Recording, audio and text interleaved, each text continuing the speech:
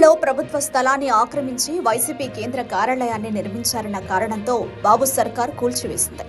ఈ ఘటనపై వైసీపీ అధినేత మాజీ ముఖ్యమంత్రి వైఎస్ జగన్మోహన్ రెడ్డి ఎక్స్ వేదికగా ఘాటుగా స్పందించారు. చంద్రబాబు 5 ఏళ్ల పాలన ఎలా ఉండబోతుందో ఆయన ఆ పోస్టుతో పేర్కొన్నారు. చంద్రబాబు సర్కార్ కక్ష సాధింపు చర్యలకు పాల్పడుతోందని జగన్ తెలిపారు.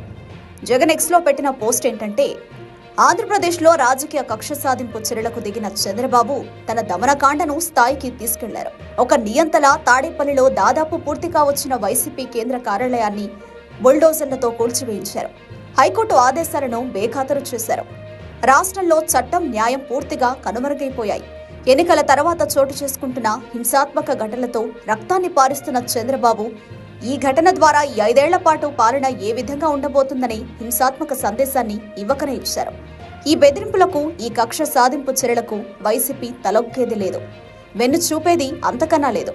ప్రజల తరపున, ప్రజల కోసం, ప్రజల తోడుగా గట్టి పోరాటాలు చేస్తాం.